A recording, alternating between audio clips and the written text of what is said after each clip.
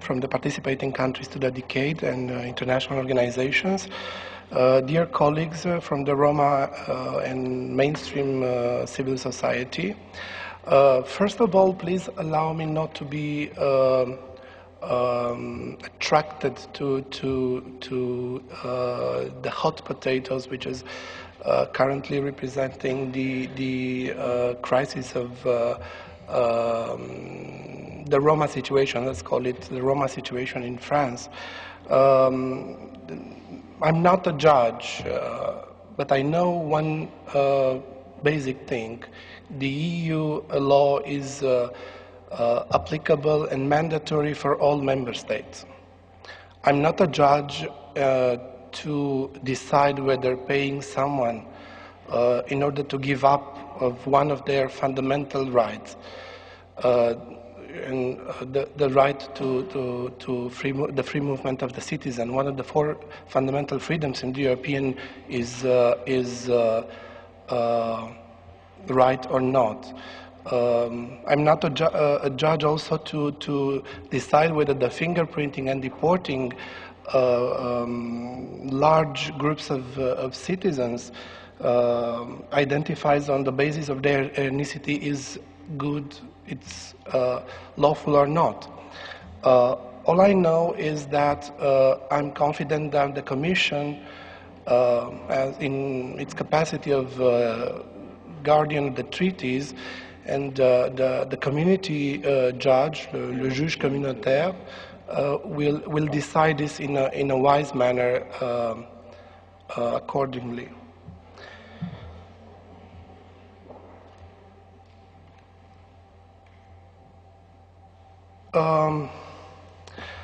I was prepared to discuss about to give you some thoughts in relation with the topic of this debate, and I would start by saying the European approach to Roma inclusion. Is there such things nowadays? I would propose you to review a bit some recent facts and an answer to the question: does the major stakeholders across the Europe have contemplating the Roma issues until now? In the last years, the Commission, until a few months ago, has contemplating the responsibility of the member states in tackling the Roma issues. It raises its shoulders while whispering about the lack of political commitment in the member states, or no mandate from the Council, and so on. Another fact is that the accountable, in brackets, high-level representatives in member states has simply transferred their responsibility at the EU level, selling it as a European problem. The Roma problem is has an European dimension, while abandoning their fundamental mission in tackling the problems that their own citizens are facing. The European Parliament has issued many resolutions with no legal force towards the member states, but useful for the general public's awareness. Also, the civil society has constantly pushed in the last years for a European Roma platform or an EU Roma strategy. But there is a but. Early this year, before the second EU Summit of Roma in Cordoba, and following a Council decision, the Commission has sent through its communication a strong and encouraging message to the Member States. The EU money for regional development can be and should be used in tackling one of the most ignored issues that lies at the heart of the Roma inclusion. I'm talking about housing. And it's about the possibility to build social houses and refurbish the existing stock of social houses for the benefit of vulnerable groups, especially for Roma. And finally, as we said, the Commission has investigated the latest breaching of the treaties and the EU derived community law of a member states considered to be le pays des droits de l'homme.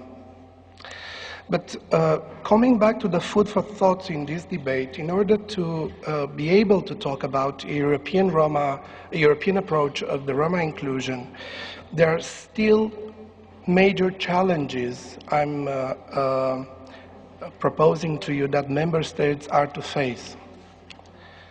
The first one would be how to avoid the risk of creating and adopting another ambitious EU-level strategy, such as the former Lisbona strategy or the newly launched Europe 2020 strategy.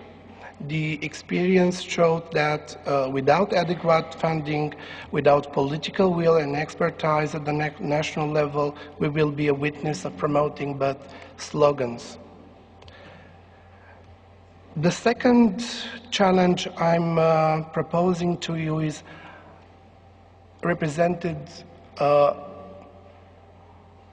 how the member states to be more skillful and interested and motivated in using at the fullest the existing opportunities in creating prosperity for their citizens and including Roma.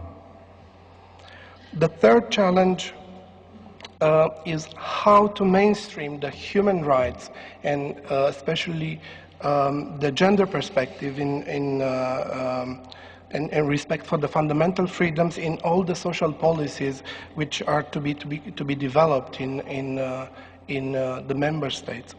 The experience also showed that with good intentions and blinded by the financial opportunities, we can create ghettos.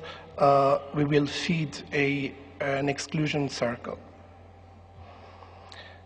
Another major challenge too often ignored would be how to put at work the latest technological innovations and developments in the service of the most disadvantaged groups. In other words, how the public funded scientific research agenda is responding to the practical constraint of their daily lives of the most vulnerable groups.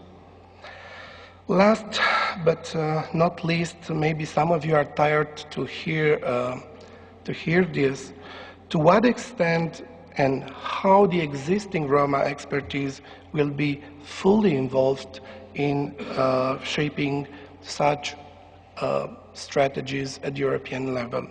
Thank you very much.